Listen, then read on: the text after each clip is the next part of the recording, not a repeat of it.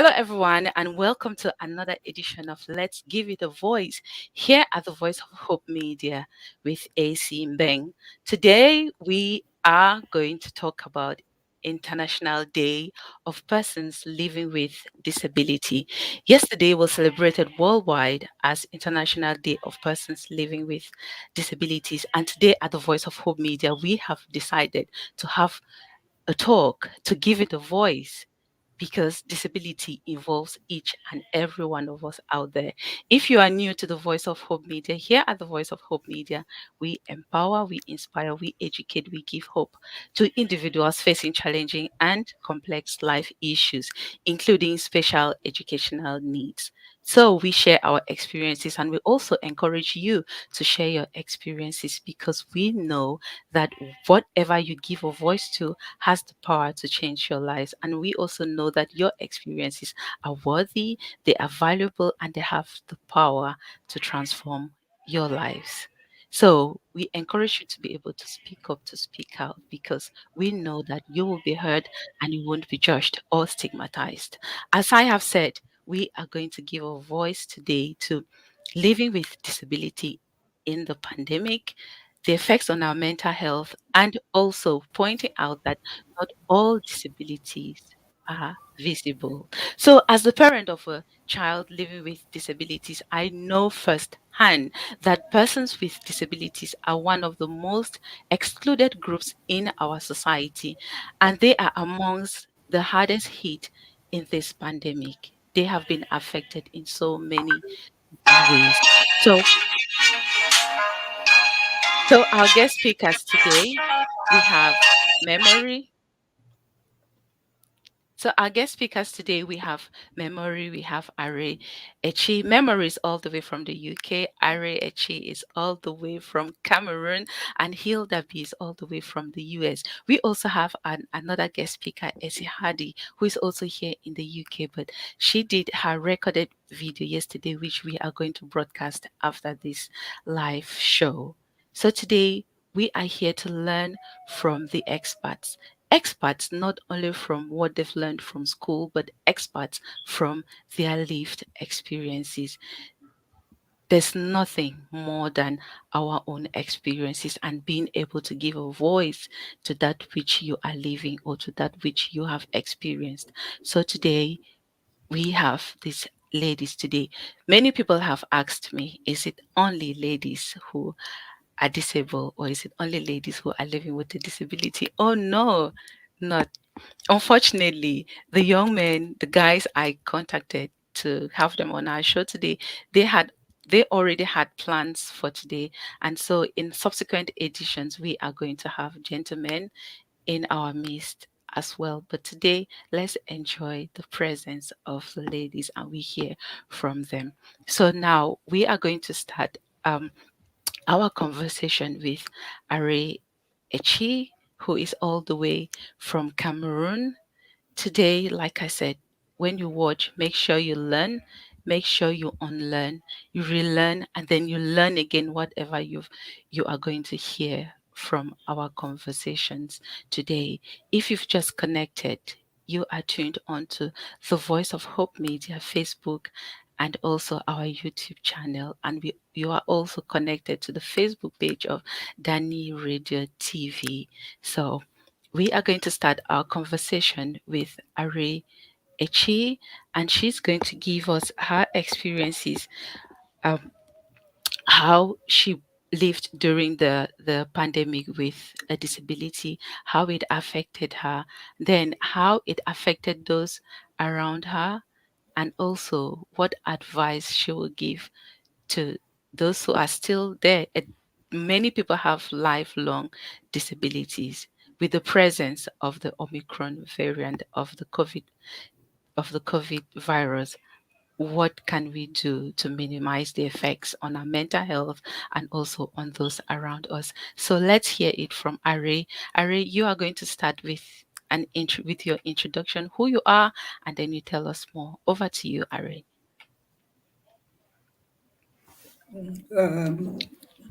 Good evening, everyone. And thank you for the almighty to be on your platform.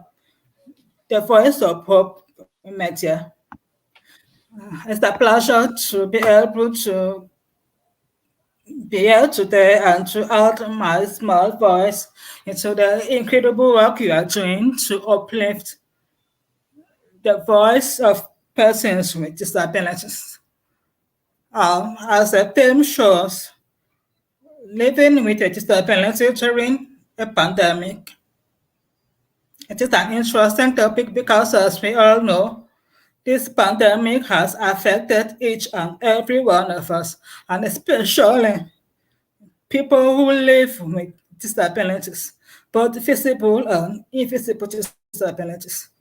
Okay, without much ado, I would like to talk about my experiences during this period of the pandemic. Before the pandemic, life was very much simple. I learned how to deal with my disabilities, especially with my difficulties with hearing other people talk. So it was much easier to communicate with people because if I'm not using sign language, I focus on reading the lips of people. So it was easier to communicate, to get what other people say. Uh, just in a twist and a twinkle of an eye, everything changed. The whole world became masked up. Everywhere you go, you see people dressed up with masks. Therefore, imagine I have to read the lips and I approach somebody to put like this. It is like my line of communication has been completely cut off. How do I communicate with people? It was kind of frustrating because you see, 1 minute you are talking normally with people, and the next minute you are like, please, can you take your mask down? I need to hear you because I need to read your lips. And some could be understanding. They could either tell me to take off my mask while they wear all their masks and they communicate. But still, one way or the other, they had to put their masks down because without which I will not be able to hear them. I needed to be able to hear them with my eyes because I had to read their lips. So it was, and it has remained a really, really difficult and frustrating moment. And most especially when I encounter people who don't understand and feel like, you know, you are trying to communicate with somebody and that person is running away from you because they feel like you want to infect them with a disease. It makes you feel somehow you become a kind of conscious of yourself, and because of that affects your mentality too. So they must just have to stay one place.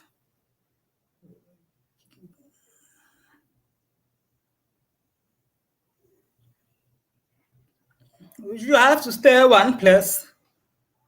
Try to limit contact with people because you find it frustrating trying to communicate with people.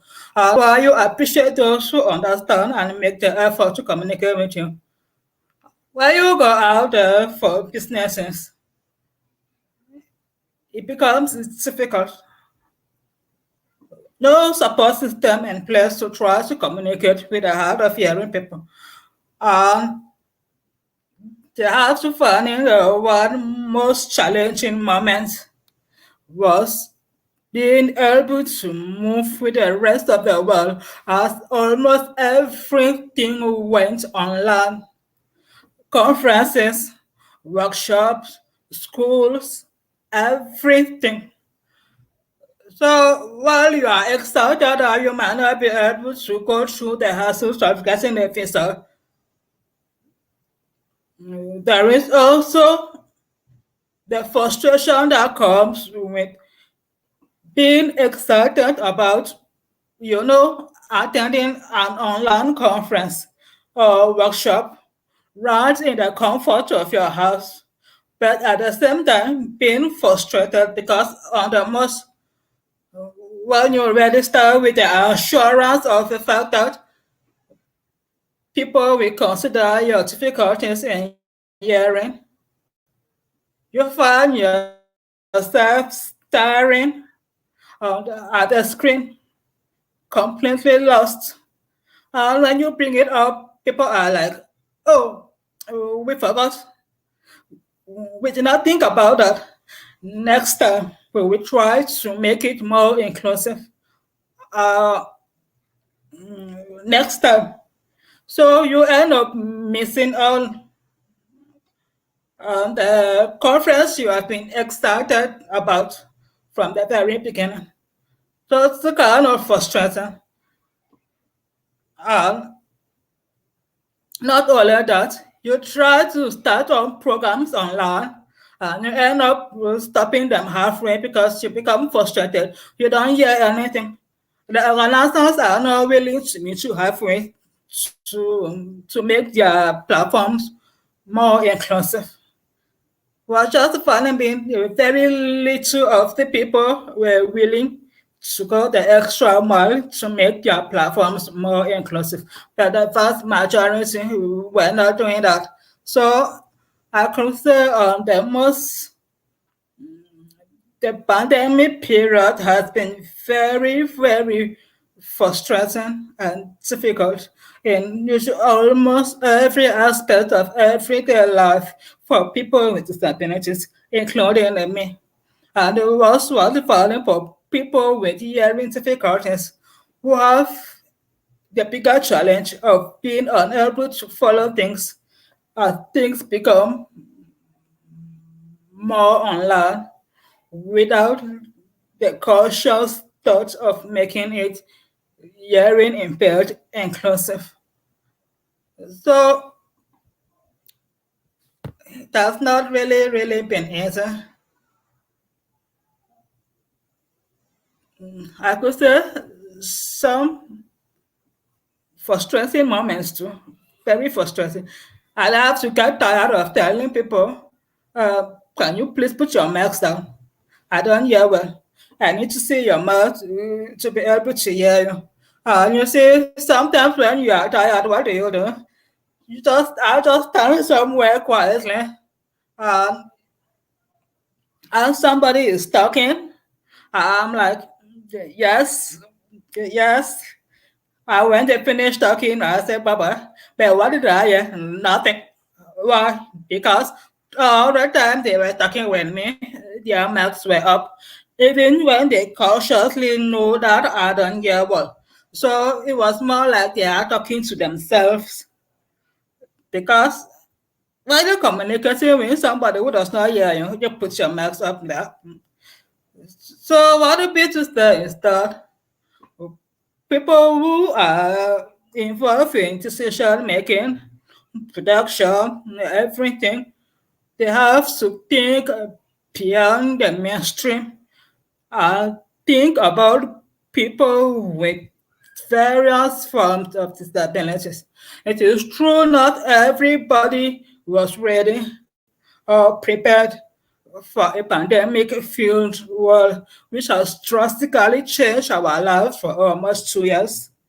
But at least 2 years is a long enough time for people to stop, think of how they can make other things inclusive for the hearing impaired community. People who organize, for example, the manufacturing community of this can think of making master the lips visible so that when we communicate with each other, we are still able to read the lips and maintain our communications. People who organize platforms like this workshops, online schools. They can think about including subscriptions, closed captions, captioning, sign language interpreters, anything that can make their platforms more inclusive and enjoyable for people with hearing impairment. Because when you sit and you feel like you are always staring at your screen, you are frustrated, you are mentally disturbed, and you easily give up because you feel like nobody thinks about you, nobody thinks about your needs. People talk inclusion, but they don't act it out. So I think there is more we can do to be prepared to make the world more inclusive in every aspect, whether we are in a pandemic or not, because the consequences are always negatively impactful to a community that is usually always left behind. Um, yeah, thank you for listening and for following up. I think I will stop for now for the other speakers to take over. Yeah, thank you. Thank you so much, Arrey Echi, for that brilliant talk there. Really heart touching. And one of the points that stood out very well is inclusivity and accessibility for disabled people. There is a need to make them feel involved, that there's a need to make them know that they are there, because you can't keep communicate trying to communicate with someone knowing fully well that they have communication issues, but you are not trying to make things easy for them, because it will feel like you are trying to force them to get used to your own method of communication instead of getting used to theirs. And also, thank you so much for the idea about the change in mask, or how mask can be designed so that people can lip read. I know there's someone here in the UK who actually brought up something about mask during the pandemic, that he on his mask is actually written, I lip read. So if you have a mask on, I cannot read your lips. So really a great idea. So I'm going to move on to our next speaker. I'll come over to you, Hilda B. Thank you so much for being a guest on our show today. So you tell us a bit more about yourself, and then your experiences during the pandemic. Thank you. All right. Thank you, AC. And hello, everyone. It's such a delight to be here, to be on the Voice of Hope Media. I am excited to hear other people's stories always, and to be able to share my story. And hats off to you, Arrey Echi, for being such an eloquent champion. And I feel you vulnerability and your willingness to just be open helps people understand fully what challenges persons with disabilities face. And when something like a pandemic strikes, while everyone is struggling to figure things out, at times we don't stop to ask ourselves, how can we make sure that the most vulnerable in our society are aided and not left behind? That being said, my name is Hilda B. Mulo. I am a Cameroonian, even though now I live in the USA. And for many years, I have been a broadcaster. So you understand my excitement of being here and hearing stories and feeling like I'm in the studio again. So I live with mobility impairment. My disability is quadriplegia, that I have very, very little use of my limbs, both my arms and my legs. I use a wheelchair. And well, that's about it. During the pandemic, it's been a time that has hit all of us hard. But again, I think lives with some sort of impairment or disability, when governments come around, you feel more isolated. I think one of the ways that the pandemic has affected me has been in the way it brought isolation to the fore. The pandemic, as we know, has caused a lot of separation and literally social distancing, as they put it. And those spaces where I used to be able to go and feel like I had a community of people that I could interact with, those spaces for most of the pandemic were not exactly. One of those places, for example, for me was the church. I feel that church is the place that has given me a voice, has given me a sense of identity and belonging. And for the one or more year that we were able to meet together in church, it was very taxing. Thankfully, there was technology that made it possible to meet together and to connect with people, but it's not the same thing. So that was difficult, not being able to meet with other people in church, in other places where people just let you breathe. And another thing for me as someone who has moved to another country is that some of the services that I would have expected to go to keep my paperwork going, have been stalled since the beginning of the pandemic until now. And that is very frustrating. It's very frustrating. It seems like life for me has come to a stop because you wait and hope that offices will open up or someone will come around, and that is not happening even up until now. So, yeah, the pandemic has been that. It's been isolating, it's been frustrating, but there's also been sort of a positive side for me. The isolation meant that my siblings, family members lost their jobs, yes, but it also helped us to spend more time together. As crazy as that seems, the upside of the pandemic for me has been being able to just spend time with my siblings in a place that typically is very, very busy, and just learning to value some of the things that we had let slide down the drain because people were busy. So I hope that going out of the pandemic, even though we're still not sure when, going out of the pandemic, we will go out with these lessons, and a lot of what Arrey was talking about, those who have the power to do something, that they will be able to change the reality for persons with disabilities and the most vulnerable in our community.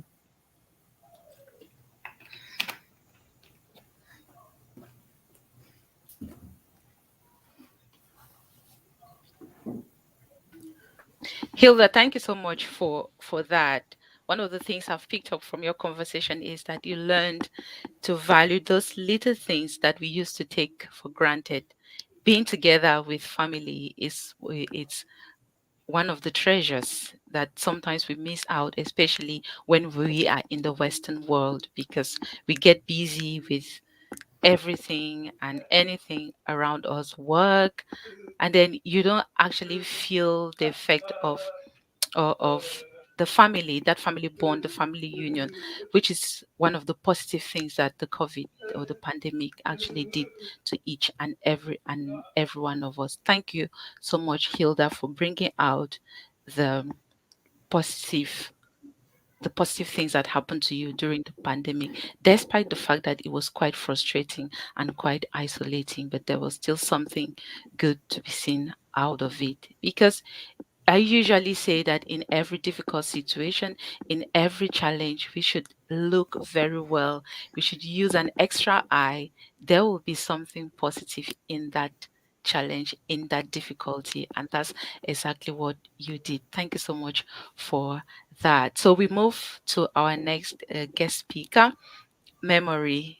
My sister here in the UK, my sister here in church, just nearby. And thank you once more. So, over to you. Let's hear your experience during the pandemic, Memory. Okay, hello everybody. I am quite honored to be on this platform. And thank you, Hilda and Arrey, for what you've said. A lot of it resonated with what I went through also. So for me, it was a bit different because before the pandemic, I was able-bodied. I had a spinal cord injury in March 19. So that resulted in me being paralyzed from the chest going downwards, but I wasn't totally paralyzed. So I'm what they term as an incomplete paraplegic. Part of my body from the chest downward, parts of them are disabled, some parts are not. So for me, it was sort of a double-edged sword. The COVID pandemic was sort of a double-edged sword. There was a lot of positive that came out of it, but the negative, obviously, being that I had just been injured and I needed as much therapy as I could get to get my muscles moving, the ones that were still able to move. But that didn't happen because I couldn't go for physiotherapy. So that was quite a downside for me. But the upside, like I think Hilda pointed out, was that my mom had come over when I had the operation. She didn't come for the surgery because all of us didn't know that my situation was that bad. She was just visiting. So after my injury, she went back home, obviously, after the 6 months. And then she came back again after 3 months. And then the pandemic happened. The positive thing that came out of that was that most of the times I spent almost 2 years, the 2 years with my mom because she couldn't go back home. And I also I live with my daughter and she works full time. And she was back then, she was also doing her LPC and her master's. So she was very busy. Her own life was very busy, but she had to stay home because of the lockdown, obviously. And when she is home, there is grandma and there is ma, or both asking for help. So I was quite a bit worried for my daughter, especially for her mental health, because she's quite young. She was only 23 then, and to have a mom just disabled and then having to be sort of a carer, and then she's got a full-time job, and then she's got uni. It was just like I was like watching her more than concentrating on my own situation. But I had a lot of support. I had a lot of support from family. I had a lot of support from my church family. We've got a Black African and Caribbean Catholic Association here in Basingstoke. So my church family was there, even though they couldn't be in the house with us. They were always on the phone, like checking up, and that was quite all right for us, and that made things easier. And for us here in the UK, I don't know, maybe it's just for me because I don't know other people's experience as disabled people, but I have had a lot of support from the hospital when I went to Salisbury for rehab, and from rehab when I came back here. I had support with things I could use to mobilize, like the wheelchair, like a car. Um, we have the Spinal Injury Association. They took over ordering of my medication because it was very frustrating for me dealing with the GP and the pharmacy, because people had limited staff. It was hard for them to do things on time. So I just had to say to one of the members of the Spinal Injury Association, and up to now they are still ordering my medication for me without any problem. I also had a lot of support from a charity called Backup, that's for spinal injured people. So I got a mentor, someone who called me regularly just to talk me through things like how I'm feeling, like my progress. Like she would also tell me how she went through the change, because changing from being normal to being paralyzed, it was quite a big change. And she had gone through similar things though 20 years ago, things were a bit different, but the recovery system or what was happening to my body, like she knew and she could explain some of the things she didn't understand also. So that was me during the pandemic.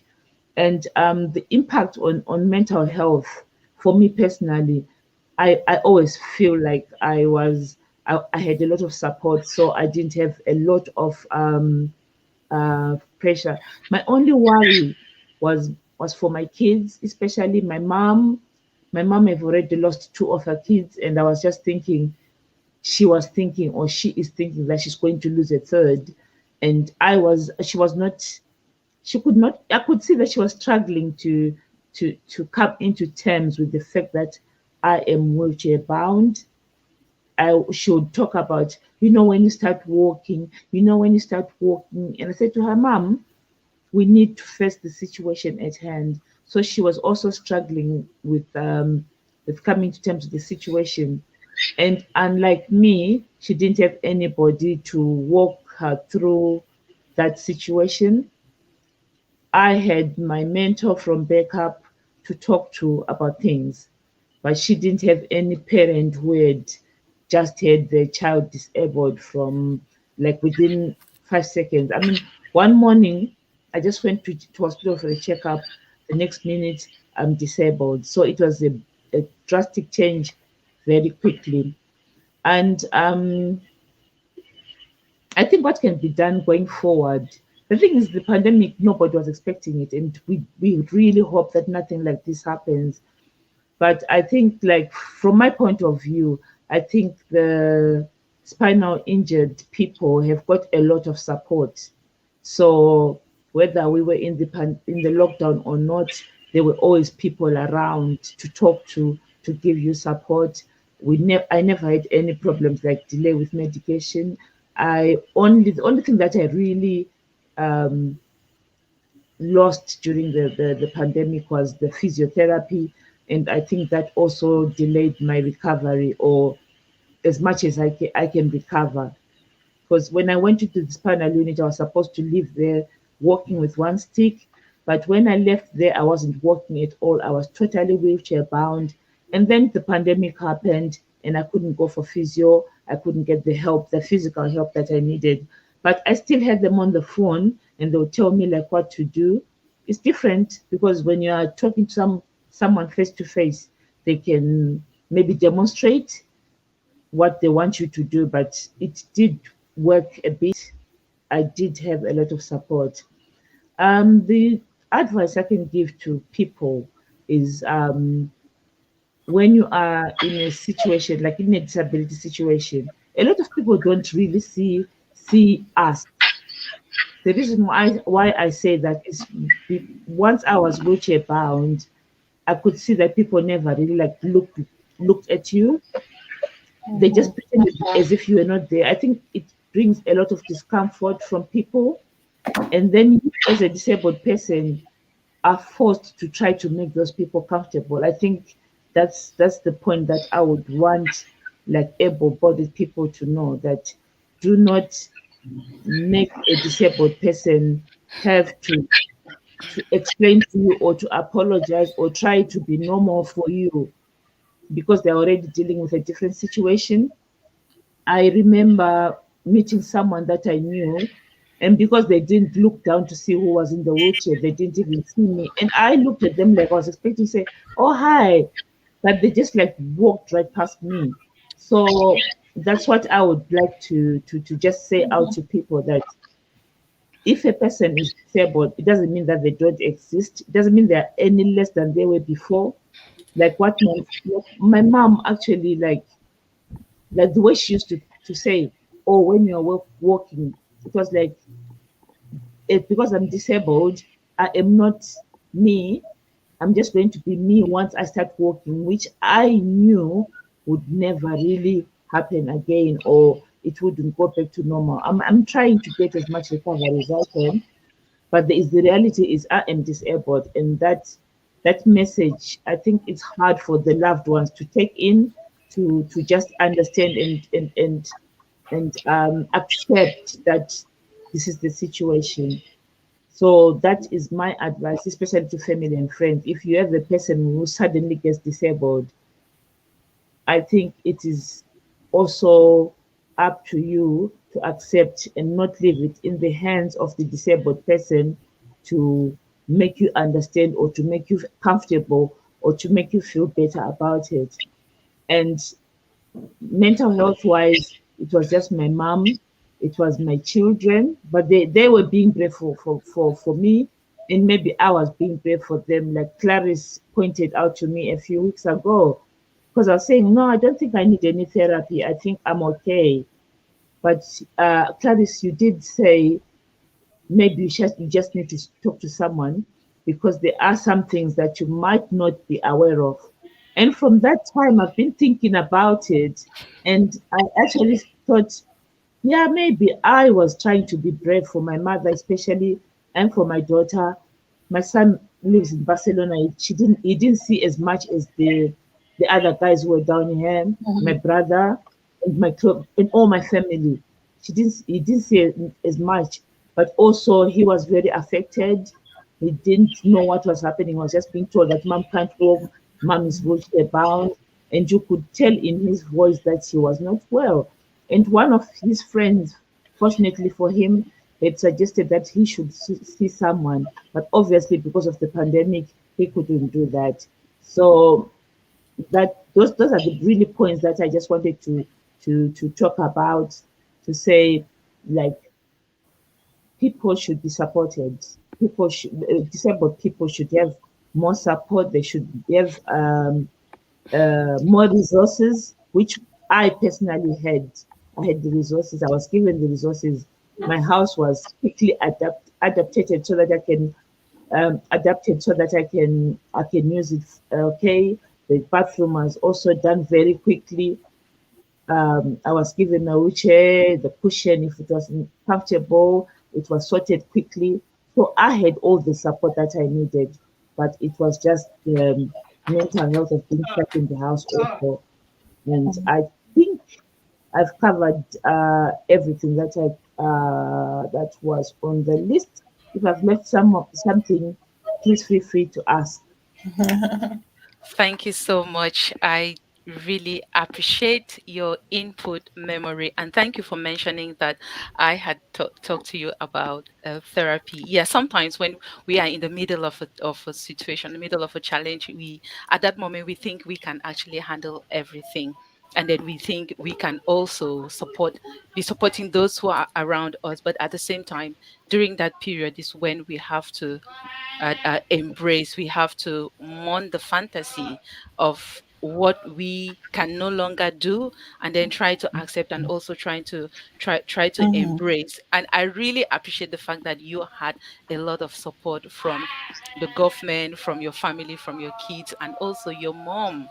Yes, being a mom to a child who has disabilities, you could hear him in the background right now. There's nothing I can do. So being a mom, you you also go through those stages of grief, and I think your mom actually was going through, because probably she was shocked.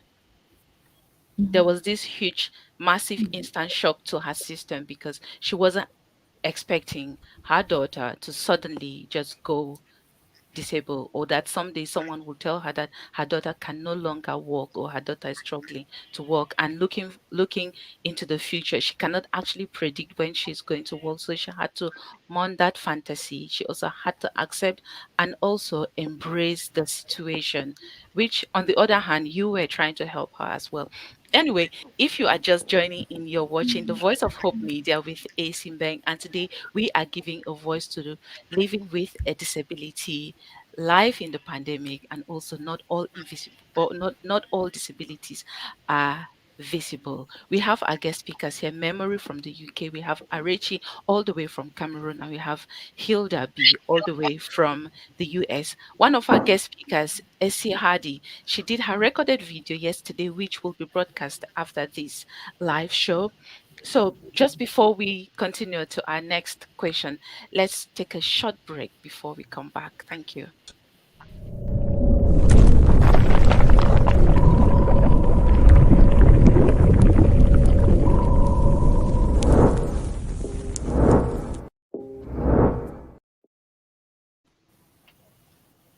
Welcome back. You're watching the Voice of Hope Media with A. Simbeng.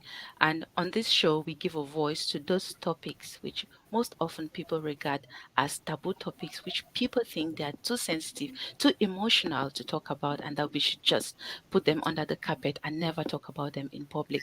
At the same time, these topics have to be talked about because these are societal issues that affect individuals, they affect our family members, they affect each and every one of us, either directly or indirectly, just like disability, which has affected almost every family in the world. It can be a direct sister, direct brother, or a cousin, or anyone in a family, or even your friend. If your friend has been affected with a disability, you are somehow affected. Going back to what something which memory said, that it's funny that someone is on a wheelchair and at the same time that person is not being noticed. It goes to say that many people tend not to see the person, but all they see is their disability. But it's necessary to see the person and not the disability. So we are going to go back to Cameroon, to Arrey Echi. Let her tell us some of the positives that she had during the pandemic, and also to maybe tell us what can be done from now forward, given the fact that there's a presence of the Omicron variant. Over to you, Arrey.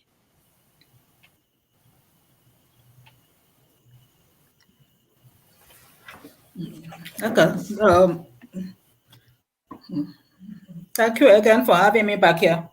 So, with the new variant,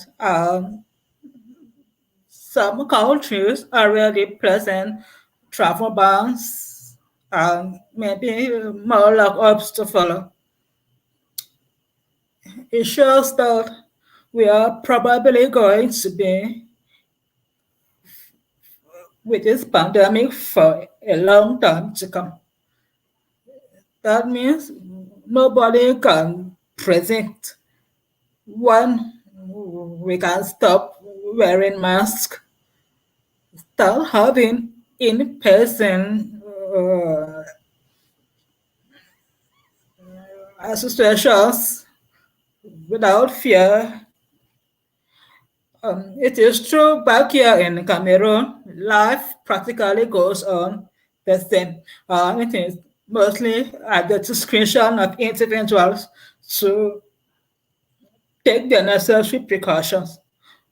Nevertheless, the new variant is showing that COVID is going to be here for a long time to come. So we will see how to put on the masks and go out there. We will see how to struggle to get engaged in online platforms and communities with programs. I think what can be done to excuse me, excuse me, to uh, help the disabled community, especially those with hearing impairment, to go on with life during these critical times is to be more cautious about inclusiveness. For example, can manufacturing companies start thinking about how to make their masks hearing impaired friendly?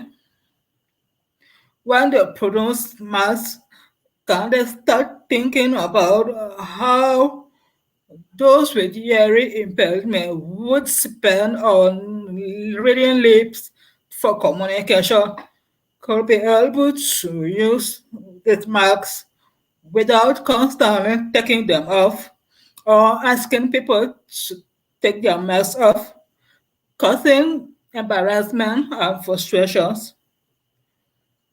In the past few years, I've realized that more of the platforms that we use for online conferences like Zoom are beginning to add closed captioning, becoming more inclusive but the onus is on people who use these platforms for their workshops, conferences, seminars to apply these provisions and make their platforms more inclusive. I know Zoom has closed caption, but I also know that not many people are inclined to use it. Maybe they are not aware about it, or maybe they are aware but they are not so bothered to include it because the majority of their audience are people we are now. The new variant is going to show that life will become increasingly difficult for the vast majority of people with disabilities. What do we as a community do? What are governments and powers that be to make sure that people with disabilities have the same opportunities like every other person in a fast changing world to improve their lives? I had to drop out of a program because I was completely lost in that program. I couldn't hear to follow lectures. Um, can people who organize such programs make their platforms more inclusive so that we can get in and keep the zeal that we come in with until we complete these programs for self-improvement? I think in a nutshell, we just have to think about how to make the world more inclusive, empower people with disabilities, give them the same opportunity like every other person, whether within the comforts of their own homes, make it as easy as possible for them to move on with the rest of the world. But that doesn't mean everything is just completely negative. You know, there are some positive stars because I have attended some of these online programs and I have seen people make conscious efforts to make their platforms more inclusive, especially after I bring up such. For example, OnePlus is one platform that has always been ahead in empowering people with disabilities. And long before the pandemic, they have made their platform inclusive. During this pandemic, they went one step ahead to make sure that their platforms are maximizing every opportunity out there for the benefits of their disabled community. When I attend any of their live calls, I don't worry because there is always somebody to transcribe. There is always the closed captioning activated. And they are always making sure that I follow and participate in the discussions. That is empowering and encouraging. And I believe everybody can do that if they have the desire to do that. And also, there is another community, Aspire for Equality. When I attended their first conference, I raised that touch of making their platforms more inclusive. The next conference I attended, I saw that they have added closed captioning to their platforms. And it was easy for me to follow and enjoy the program. Very empowering program. That made me realize that my voice is powerful. If I don't talk, people will not act. If I talk, those who are willing to act will go ahead and act. So it all depends on the willpower of the people, the community in general. If they don't only talk inclusion, but they are ready and willing to walk the walk of inclusion. And that is just true of the platforms. There are many people, individuals, small groups who have consciously taken my concerns into and will make sure that each time I am participating in any online discussion, I'm able to follow because there is somebody who is always ready to do transcriptions to make me follow the discussions.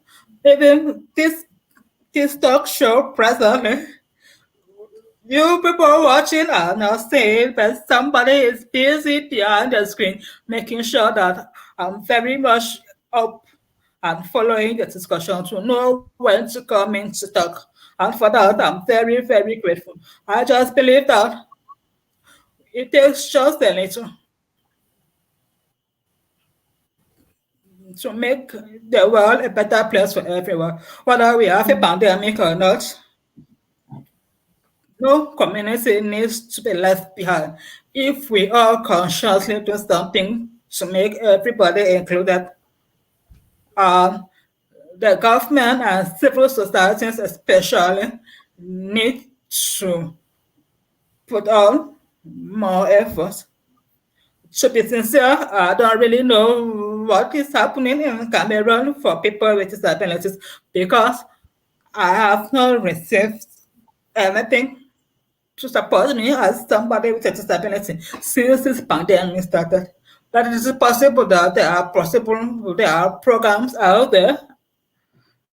If at all such available programs can be communicated to the community that is they are targeted, and that more people will benefit from such incentives. So, finally, for me as an individual, before the pandemic, I was more interested in sitting behind the screen and writing. But one positive aspect of this pandemic is that with a little support and encouragement from friends behind, I started accepting to come online and share my voice and experience with hopes of encouraging and empowering other people. So, yes, I'm still not very much committed to coming online, but the pandemic has helped me to rediscover this aspect of myself. So I can say it is a positive something for me. People are listening. People are making the effort. And I believe with a little more effort, more people will tune up, and that will help a lot, especially as this new variant has come up, and we are not sure of how long this pandemic will go on. So, together we can. It takes a united effort to build a more inclusive world. We all just have to individually ask ourselves what effort we are making to make our little spaces more inclusive for everyone. So let's be each other's keeper. Let's maximize everything that is out there. If you are on Zoom, learn how to make your Zoom platforms more inclusive. Activate your closed captioning, for example. If you are organizing trainings, conferences, those with disabilities also want to benefit from such opportunities because they want to grow. They want to be able to take care of themselves Not everyone wants to remain dependent on people on the state. All they need is some empowerment. And since almost everything is going online, make that online space inclusive so that people with disabilities can also learn and grow like the rest of the world. Thank you again for following up. Wow. Thank you so much, Array. Thank you. I really appreciate your input. Am I permitted to say thank God for the pandemic? Am I? Because Well, the Bible says to thank God in everything. So even in the Amen. pandemic, Amen. Yes, I can freely say thank God for the pandemic because I am one of those whom maybe you've never known. I've always wanted to hear you talk. And thank you. Thank you once more for agreeing to be on our show today on the Voice of Hope Media and to let the world hear your voice. It's not just any type of voice, but a very powerful one. And mhm, one of the powerful things you said, it takes a united effort to build an inclusive world. She also said, don't only talk inclusion, walk the talk to inclusion. I read that's very powerful. And Ray also pointed out a few things that can be do from now that can be done from now onwards, which I will bring them up towards the end of the show. But let's have a little break.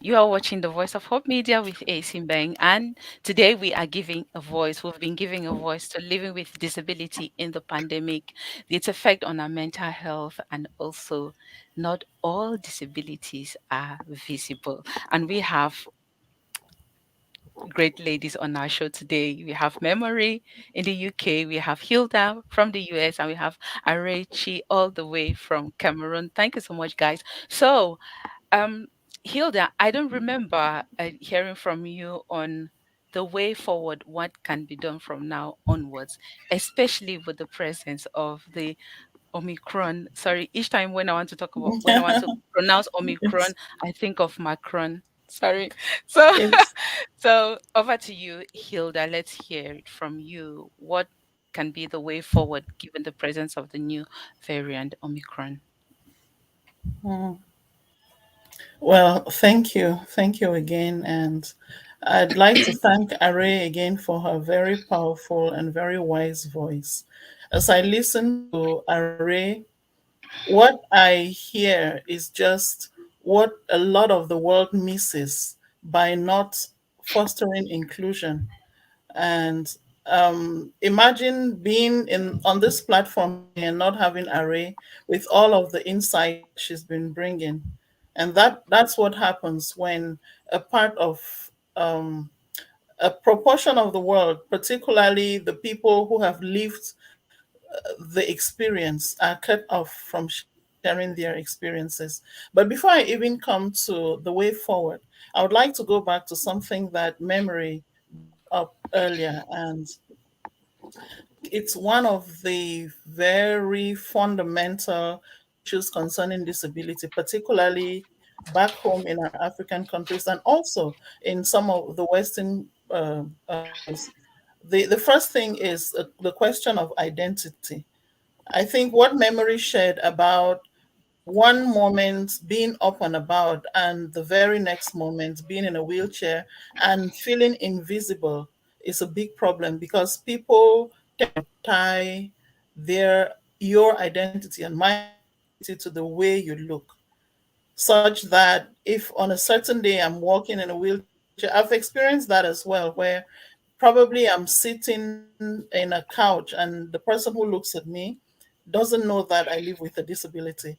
As you say, not all disabilities are visible, but the person tends to interact with me in one way where they feel that we are equal, feel that, okay, I'm welcome to the table. And then the next time that person sees me sitting in the wheelchair, they're like, oh, but our identity doesn't depend on how we look. It doesn't matter. your disability. And another thing is that the world just hears the word disability and feels like everyone who has a disability is the same way. You can tell just by being on the panel today that Array is different. She thinks differently. She speaks differently. She has other experiences than memory. Myself, we have different. So it's not the world of disability is not monolithic, such that people cannot just group you in one group and say, okay, we are doing this for persons with disability. So, that being said, it is very important for each person to define themselves rightly as a creature of God, made in the image of God, no matter what form of disability they have. And that is what we project into the society. So that if somebody sees me on a wheelchair, even if for them I'm invisible, somehow they'll get to understand that the image of God lives in them and it lives in me as well. So to answer your question, I think that it is twofold. Going forward, it is twofold. We need a concerted effort, as Array pointed out. Everyone needs to put their hands on deck, including persons with disabilities. I think we are seeing a world which is gradually navigating towards technology, depending more on technology. And as persons with disabilities, we need to be able to get into those places and get acquainted with the technology, make the technology our friend, and use the technology. Sometimes the simple reason why someone does not come on a Zoom call or on an online conference is because they will not be able to keep up with it. I think one of the blessings of the pandemic has been having technology that bridges the gap that was created by the isolation of the pandemic. And then, secondly, the powers that be ought to definitely listen to the voices of persons with disabilities and make sure that they can include again, using even technology. Thankfully, there are ways, like Array pointed out, of bringing in persons different forms of disability and making sure that everyone's voice is at the table. And I think that when we realize that we are all in this together, and if life taught us one thing, is that you never know what tomorrow holds. You don't want to be the person who, if it happened to you to be disabled tomorrow or later on in life, you would be wondering, why did I not invest in this thing? So I think if we put our hands on deck and we come with a willingness to learn, a humility to change and to make things better for ourselves and for others, it will help us. I tend to believe that when we make the society, when we make the environment more accessible, it's not just for other people, it's for us as well. So I pray that governments, the civil society, anyone who has the power to do something can do that. Our world seems for the past 2 years to have been shrouded in some of difficulty and darkness, but we can all contribute to making a better world, to empower other people, and in the process, empower ourselves as well. It's wonderful. Thank you so much for that. Thank you. And thank you so much for pointing out the fact that our identity doesn't depend on how we look.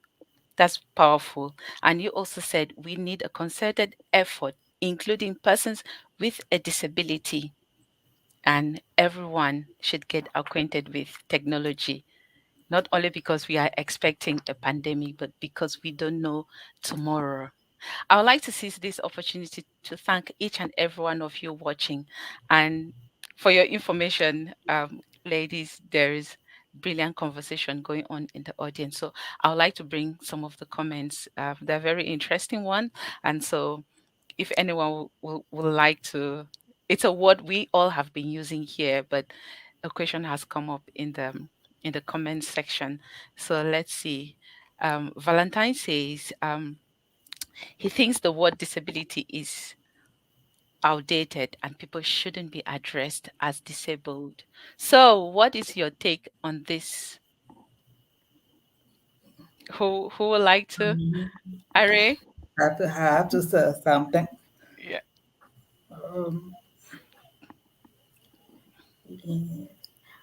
Um, that is an interesting point.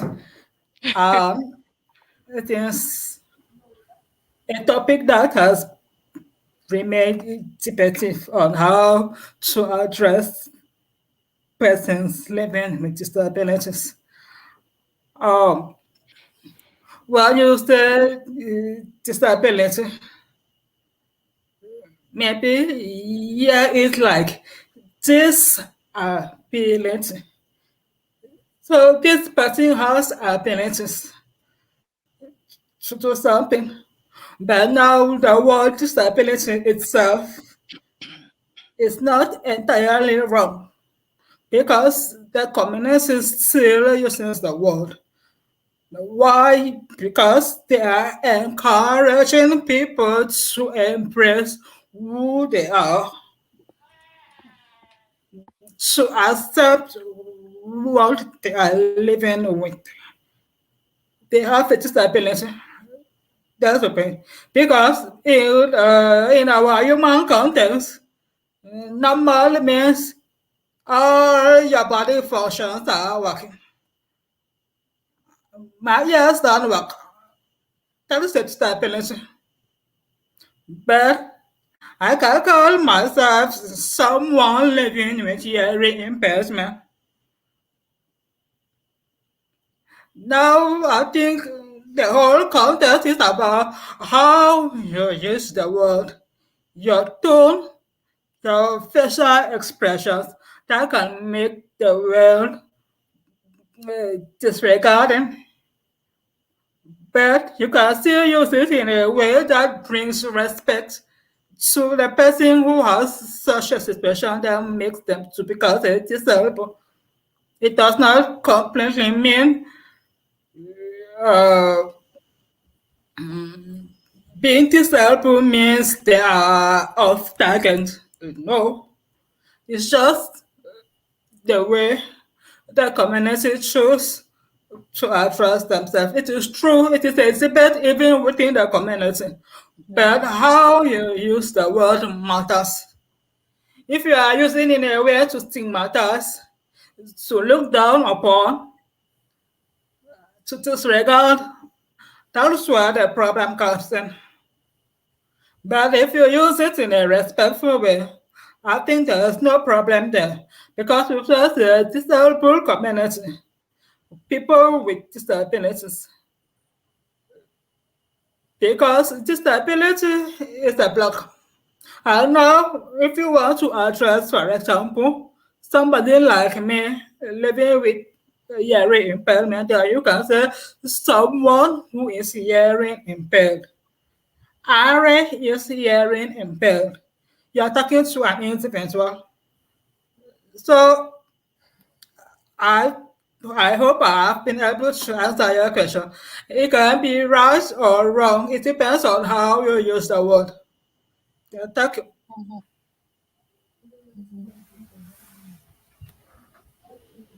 Can I say something on that? Oh, sorry. Okay. Yeah, thank you so much, Array, for explaining that the which you said the tone which you use, your facial expressions also matter the way you when you are using that word disability. So it's all about how the word is being used. Memory, do you want to add something to that? I was just saying it's quite a coincidence that my friend yesterday was Mm, talking about the same thing, like using the word disability, like you are disabled. Like Ari was saying, it is descriptive. We are not able, but the way that people say it, and Gloria was saying she doesn't want me to say I'm disabled because it's like I am I don't know what I can't remember the word that she said, but she said it is a descriptive word that you are disabled, you are a disabled person. You can't say I am disabled, but say I'm a disabled person. So Mhm. it's a word that people are becoming uncomfortable with. But I don't know whether there will be any better word that we can come up. I Mhm. think it's like Ari says, the way it's said to you, the way a person says it, the Mhm. tone they say it with. I think that is what is more important than um, saying someone is disabled. If a person is disabled, I think they are disabled. I don't know whether there's a better word, but yeah, Gloria was actually saying I shouldn't say Okay. I'm disabled. Okay. May I just come into Yeah, Hilda, go ahead. yes, and very quickly, Array and memory say it is a descriptive word, and Mhm. I think that it is important to accept the condition.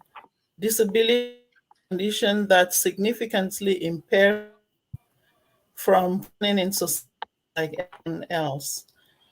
But this debate has been going on. Remember, it used to be other words that today are considered too outdated. And some Mm, people have even moved on from disability. They're talking more about special needs. So you're right. The point of what you intend to say matters. But when we make it not so much about the person, not, I mean, when we bring the person in, give that person dignity before the kind of disability that they live with, it gives the word some form of humanity instead of saying that I am Hilda, I am a disabled, I am a person living with disability, mhm. I am a person with special needs. So yeah, words matter, but the way we use them too matters more. So I mean, people can come up with. I see here, Belsong here said persons differently abled or born differently. No matter what word you use, there will be some way of altering it and feeling that it doesn't quite describe that condition.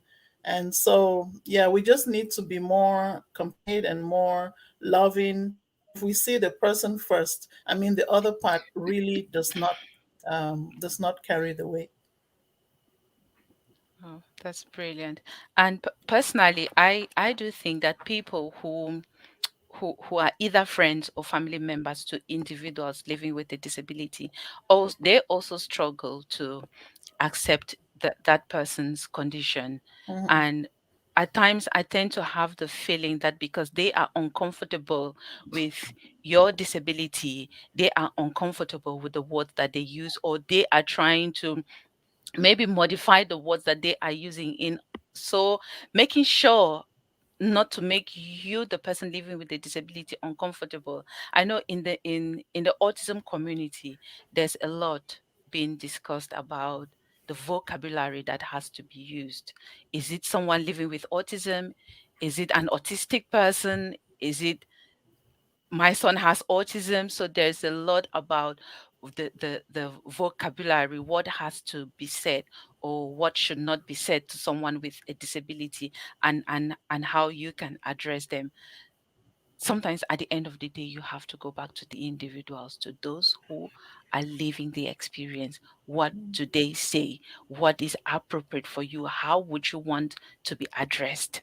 I think that's the way I will look at it. If I'm struggling on how I have to address Array, Memory, or Hilda, I'll just go straight to them and find out. If it's a child who is nonverbal like mine, I would expect somebody to ask me, the parent or his support worker, how would you want me to address your child?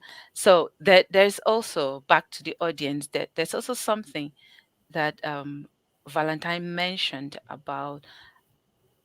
I think he talked about mental health. Okay. Or maybe it's a continuation of the conversation.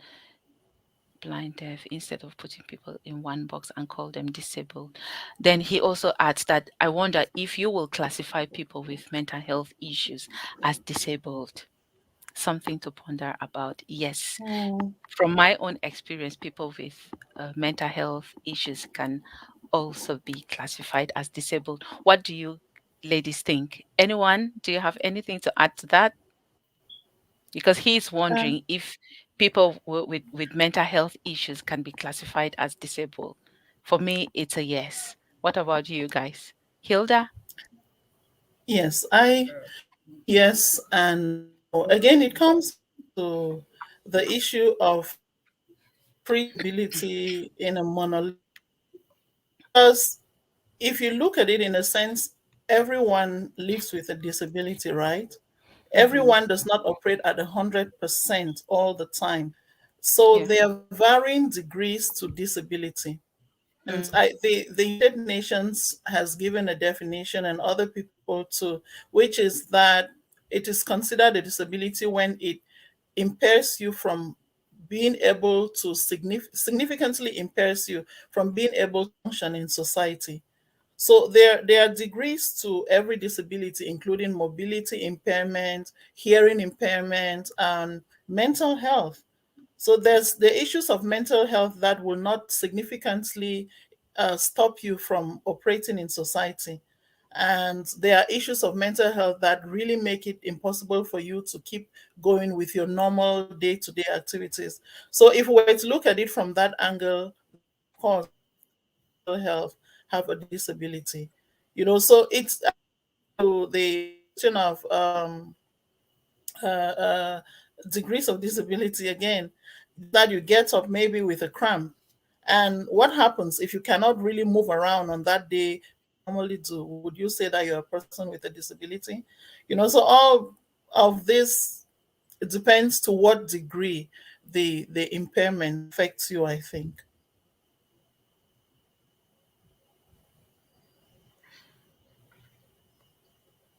Clarice, you're muted. thanks. Yeah. Thank you. Thanks for clarifying that. Yes, the degree, the severity of your mental health illness can also determine whether you can be placed as a disabled person or not. Usually, I think memory, as here in the UK, it depends on how much support you will need.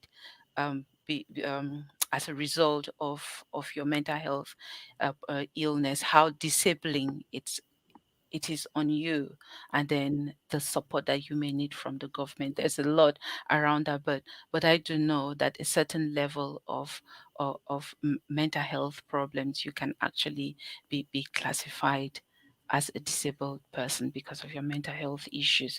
So Arechi would like to say something on that, so I'll bring you on. Are, over to you. Uh,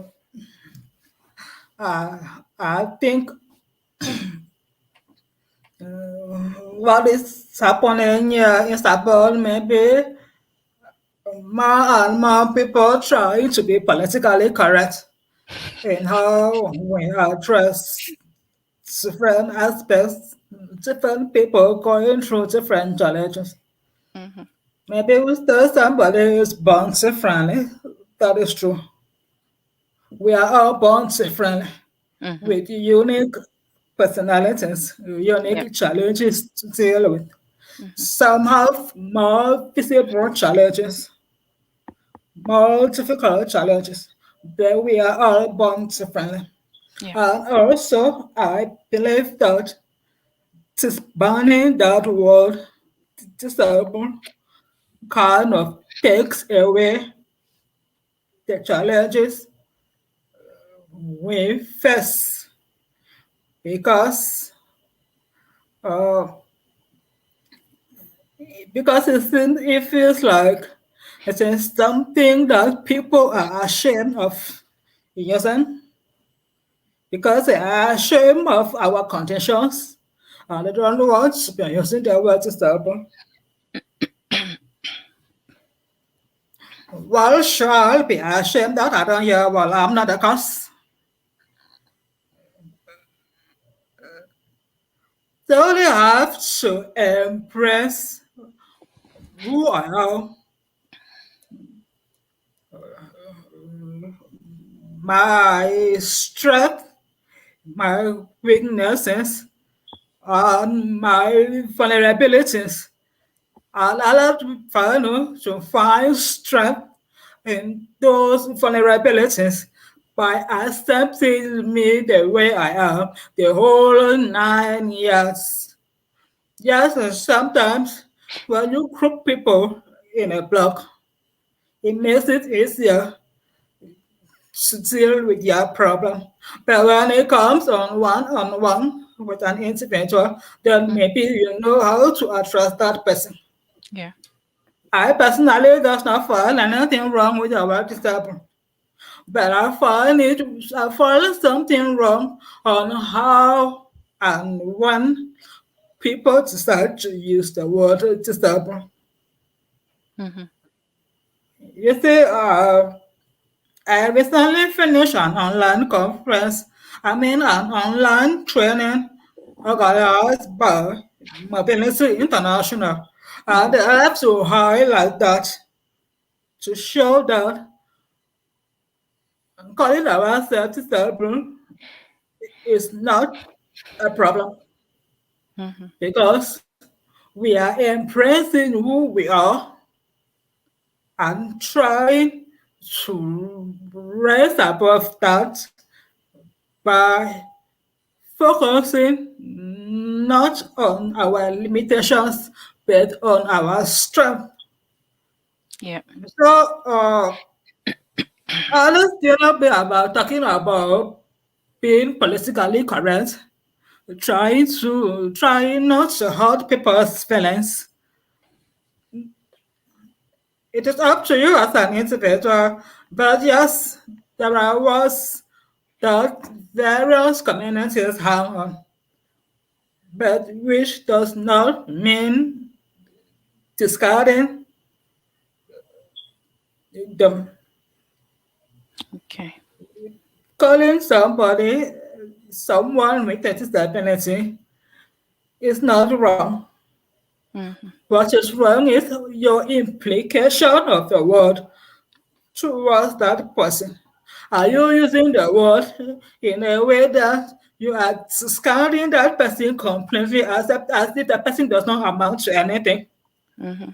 That's where the problem might come in. But if you are using the word because you are trying to make people aware of the kind of community or people you are dealing with, then it is fun.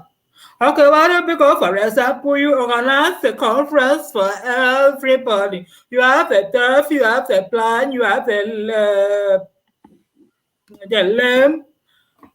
How are you going to be talking to the people that people who are lame, people who are blind, people who are deaf, people who are hard of hearing, people who are hard of speech, people living with disability?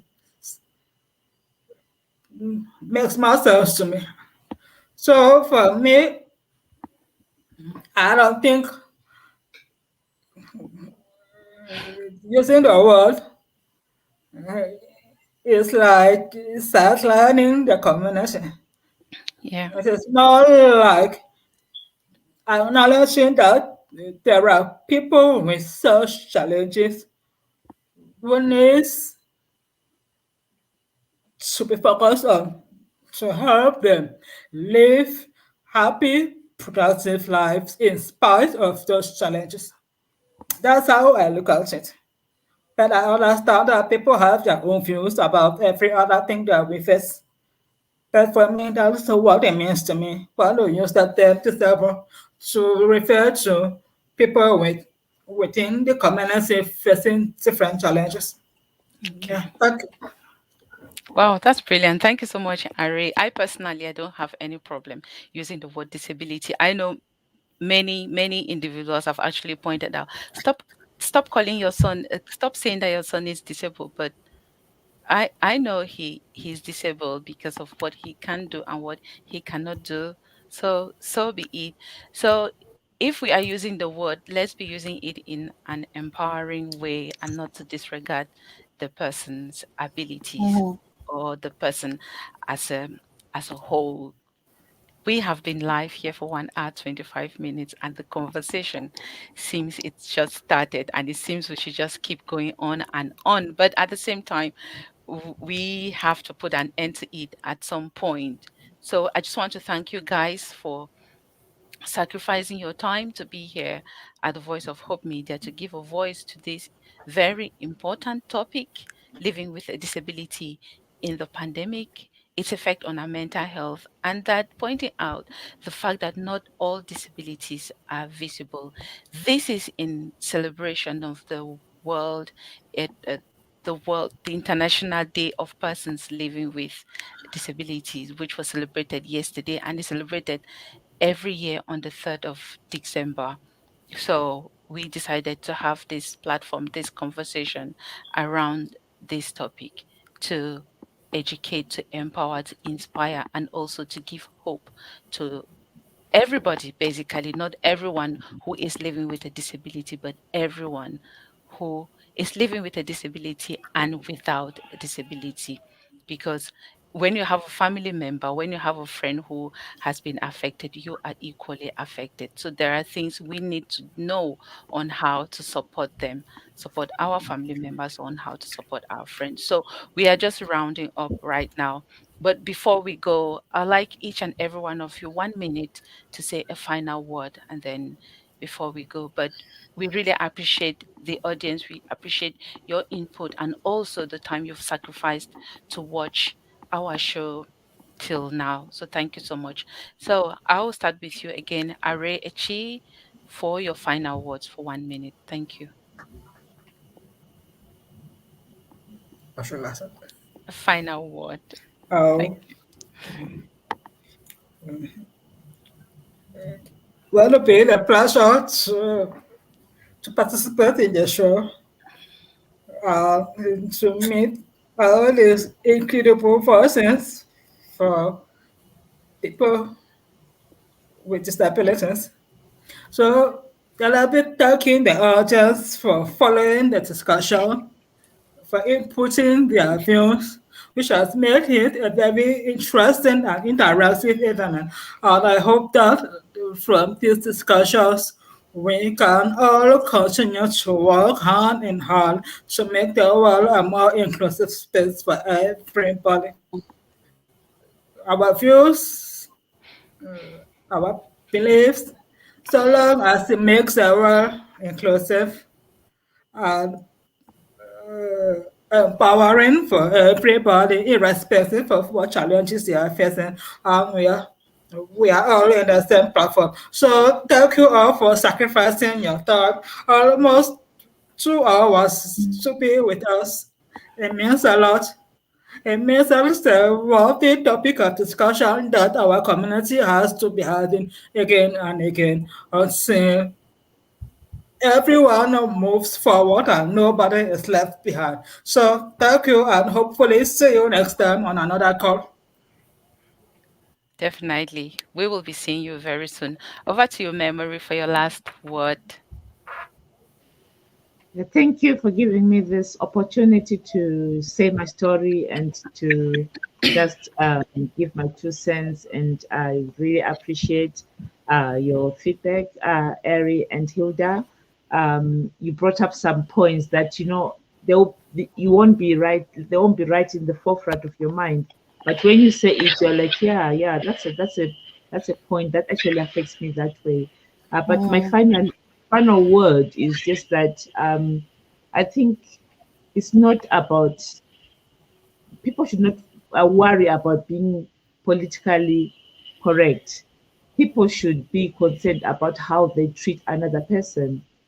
The word disabled, like I said, I really don't have a problem with it. I'm a disabled person, and what matters is how you are going to treat me, how you are talking to me.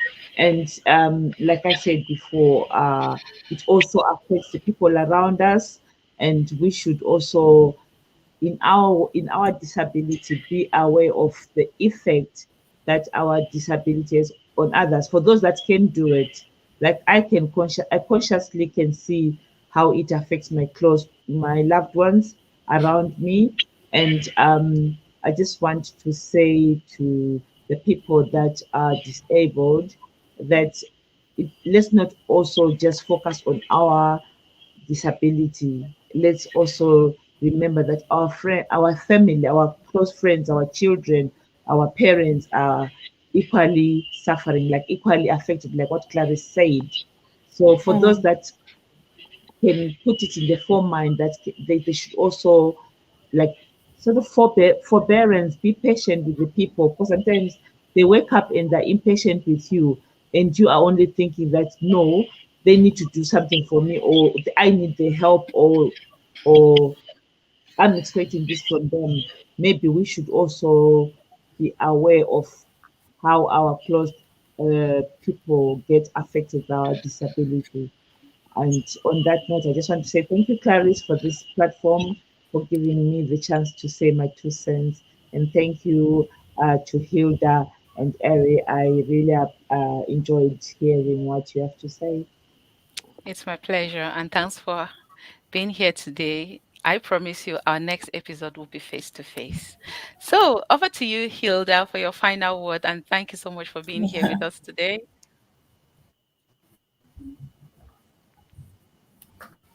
Well, thank you. I really am moved to meet Array, even though not in person, but for the first time to hear her speak and to hear the wealth of wisdom that she carries in her, and also to meet your memory, to hear you share your story, and to see the strength that is coming in, even as you come to the world of disability a little later. And sometimes, like you said, Clarice, you look back and you're like, well, thank God for this disability. It's not easy, but then you see that all is lost. So thanks for having me today. Thanks to your viewers. Minutes ago, you spoke about us being in secondary school together. When I was at that time in my life when I was still developing, well, as a human, but also being more disabled, I had all of these questions in mind, like how would my life look like? End up in a wheelchair. What does life in a wheelchair look like? And at one point, I thought that living in a wheelchair was the worst thing that would happen to me. And rather than live in a wheelchair, I die. So at one point, I thought that instead of living, I should just take away my life because I felt there was no hope. Mm. But I am coming back today to tell you that no matter your condition, whether it's as bad as mine or worse than mine or better than mine, there is hope. And I want to share from hope came around when I started reading the Bible and when I came into a relationship with Christ. I want to share with you a couple of verses that have always encouraged me and have always put me in a mood to be hopeful. I'm reading First Peter chapter 1, verse 3 and 4.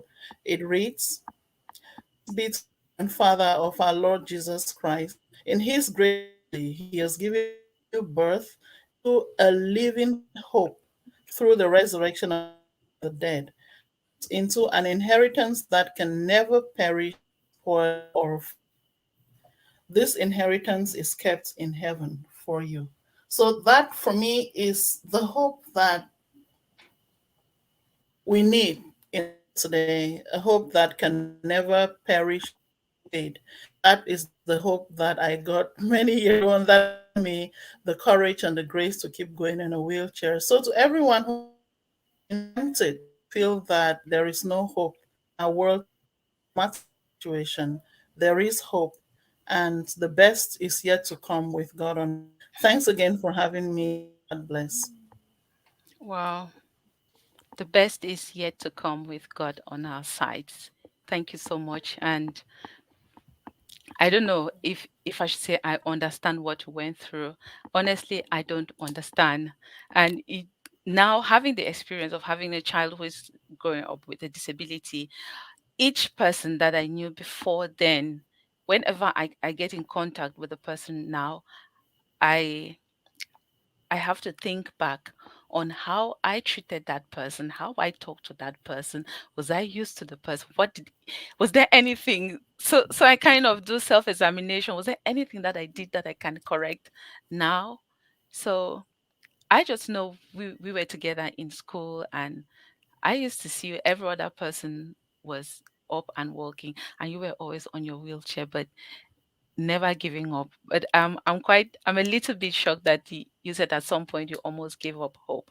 But you do go through those stages when you are facing a challenge, because you look around you, everybody seems to be okay, and your life doesn't seem to be okay. But with being able to grieve what you are going through, mourning those fantasies that, oh, how I wish I could be walking like my friends, how I wish I could run, I could do PE, I could do sports. And then you get to that point where you accept your situation as it is, and then making adjustments. And then you finally get to the last, to the stage where you have to embrace who you are, embracing your reality, which comes together with that acceptance. You basically find that hope. And I'm sure that's what you've been through before you are at the stage at which you are now, and even to every other person who is facing a disability, and including parents. We also do go through those stages, yeah, because you also have to mount the fantasy of who you thought you were going to be as a parent, who you thought your child was going to be, and then struggling to accept the situation, to accept the challenges, and then embracing is accepting your child the way he or she is, accepting yourself the way you are, finding ways to heal and then to move forward. So, once more, we just want to thank each and every one of you for sacrificing your time to be with us today to discuss on this very important topic, living with a disability in the pandemic. It may not necessarily be living with with a disability in the pandemic, but living with a disability generally, because with or without the pandemic, there are still challenges that we face every single day. The only problem is that the pandemic came as a shock. It came in a surprising way. We were not prepared. We did not plan. So it shocked us. We were in fear. So it distorted so many of our programs, our plans, our routines that we've put in place. But at the same time, I always say every experience that you go through, learn something from it, because experience is what you gain when you didn't get what you wanted. So, if you're just joining in, we've been giving a voice here at the Voice of Hope Media with A. Simbeng. We've been giving a voice to living with a disability in the pandemic, looking at how it affected us mentally, and also pointing out the fact that not all disabilities are visible. Some of our guest speakers also talked a lot about the recommendations, the way to move forward. And before we go, I just want to mention a few, that masks from now onward should be hearing impaired friendly. Closed captions should be activated on all virtual platforms like the Voice of Hope Media or every other platform out there where they either have talk shows or they have programs to teach, or educational programs to teach people. So these platforms have to be more inclusive so as to empower those living with a disability, and so as to empower and to encourage those who come onto this platform to have the zeal to be able to continue, so that they should not drop out at some point because of the challenges they were facing. Then also to promote and also to encourage equal opportunities for everyone living with a disability. If you've been watching this show from the beginning, you will agree with me that you've unlearned, you've relearned, and you have learned again something from this show. If that's what happened to you, why not share? Share to the rest of the world, pass the word around, and let everyone watch. Let everyone know about the Voice of Hope Media and this edition of Let's Give It a Voice, because there's power in giving a voice to what you have experienced or to what you are going through, because that's one step of getting healing yourself and also helping to heal someone out there. Thank you so much, everyone. It's been Asimbeng, the host here at the Voice of Hope Media. So see you next Saturday. Thank you.